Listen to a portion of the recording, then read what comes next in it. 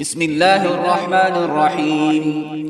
يا أيها الناس اتقوا ربكم الذي خلقكم من نفس واحدة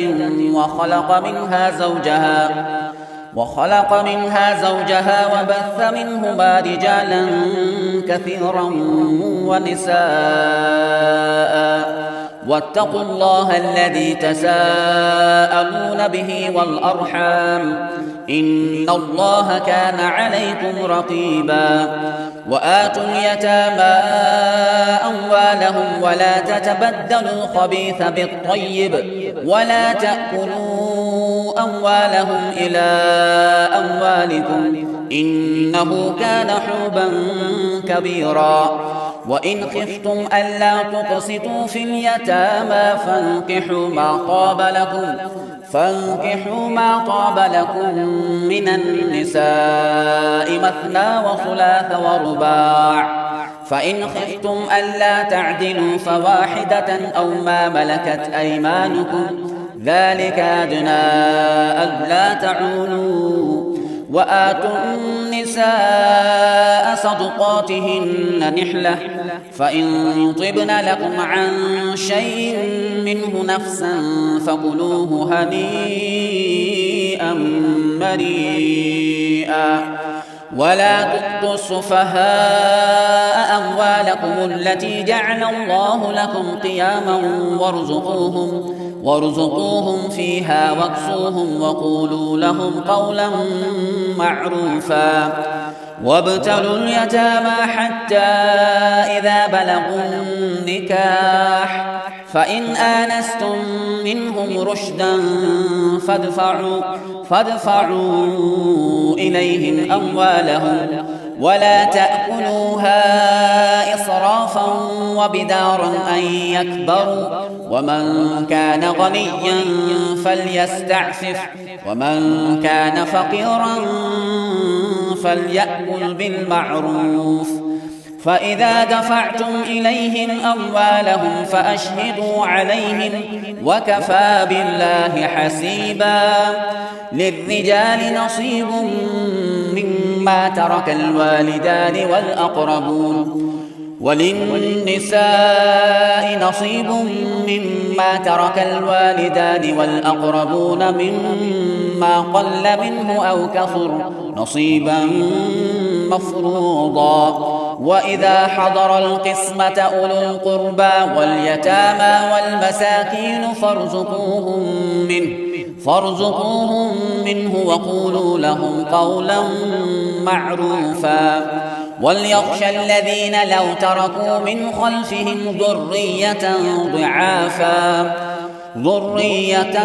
ضعافا خافوا عليهم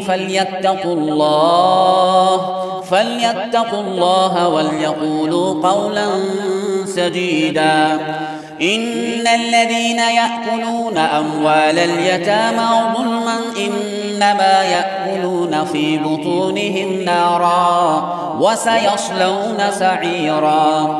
يوصيكم الله في أولادكم للذكر مثل حظ الأنثيين، فإن كن نساء فوق 2 فلهن ثلثا ما ترك، وإن كانت واحدة فلها النصف، ولأبويه لكل واحد منهما السدس مما ترك إن كان له ولد، فإن لم يكن له ولد وورثه أبواه فلأمه الثلث، فإن كان له إخوة فلأمه السدس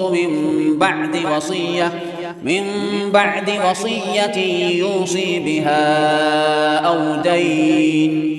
آباؤكم وأبناؤكم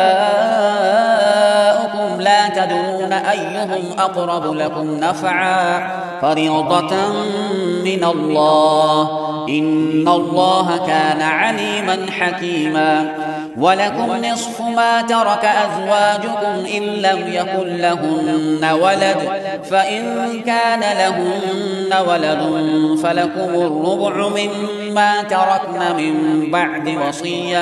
من بعد وصية يوصين بها أو دين ولهن الربع مما تركتم إن لم يكن لكم ولد فإن كان لكم ولد فلهن الثمن مما تركتم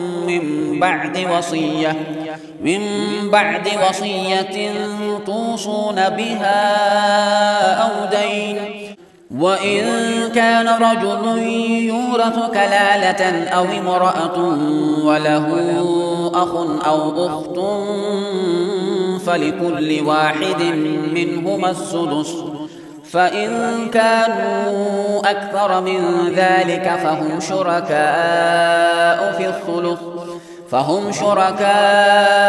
الثلث من بعد وصية يوصى بها أو دين غير مضار وصية من الله والله عليم حليم تلك حدود الله ومن يطع الله ورسوله يدخله جنات